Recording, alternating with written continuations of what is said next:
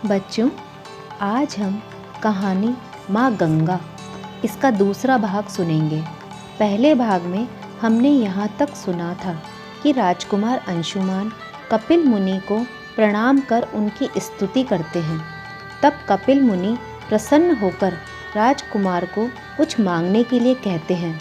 राजकुमार अंशुमान अपने दादा सगर के अश्वमेघ यज्ञ का घोड़ा उनसे वापस मांगते हैं और अपने 60,000 काकाओं की मुक्ति का मार्ग भी पूछते हैं, जिन्हें कपिल मुनि ने अपने श्राप से भस्म कर दिया था। तब कपिल मुनि राजकुमार अंशुमान को वह घोड़ा दे देते हैं और उनसे कहते हैं, राजकुमार, तुम बहुत ही धैर्यवान व योग्य राजकुमार हो। तुम एक दिन अच्छे राजा बनोगे, परंतु तुम्हारे सभी काका अभिमानी थे। वे किसी भी प्रकार से पृथ्वी पर राज्य करने के योग्य नहीं थे। मैंने उन्हें उनके किए अपराध का दंड दिया, परंतु तुम यदि मुझसे उनकी मुक्ति का मार्ग पूछ रहे हो तो मैं बताता हूँ। फिर कपिल मुनि कहते हैं कि राजकुमार, इनका तर्पण इतना सरल नहीं है। इसके लिए गंगा को धरती पर लाना होगा। गंगा के पवित्र जल से ही इनको मुक्ति मिल सकती है। उसके पश्चात राजकुमार अंशुमान कपिल मुनि से पूछते हैं कि मुनिवर, गंगा को धरती पर लाने का उपाय क्या है? तब कपिल मुनि कहते हैं, उसके लिए तुम्हारे वंश में से किसी को तपस्या करनी होगी।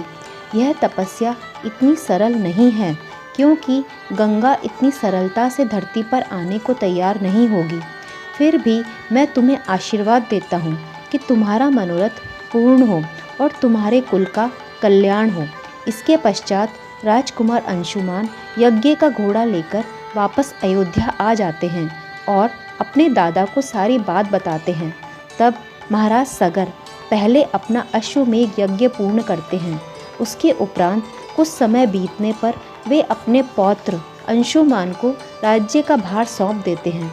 वे अपने पुत्र असमंज को राजगद्दी नहीं देते, क्योंकि वे इस योग्य नहीं थे, परंतु अंशुमान में वे सभी गुण थे जो एक कुशल राजा में होना चाहिए थे। अतः राजा सगर अंशुमान को राजा बनाकर स्वयं वन में चले जाते हैं और अपने 60,000 पुत्रों के तर्पण के लिए तपस्या करने लगते हैं।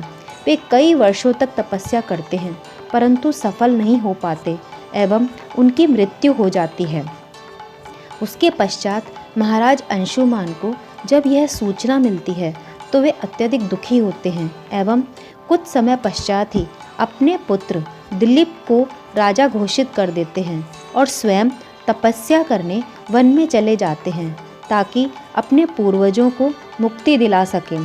परंतु महाराज अंशुमान भी तपस्या में सफल नहीं हो पाते और स्वर्ग सिधार जाते हैं।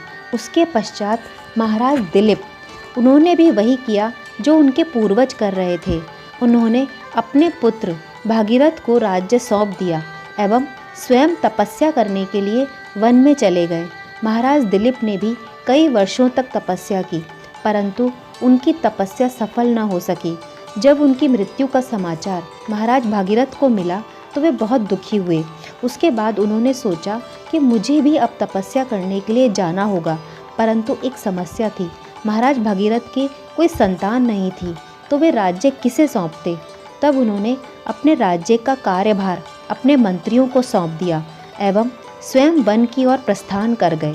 बच्चों, आगे की कहानी अगले भाग में सुनेंगे और जानेंगे कि महाराज भगीरथ की तपस्या का क्या परिणाम हुआ। क्या वे सफल हुए अथवा नहीं।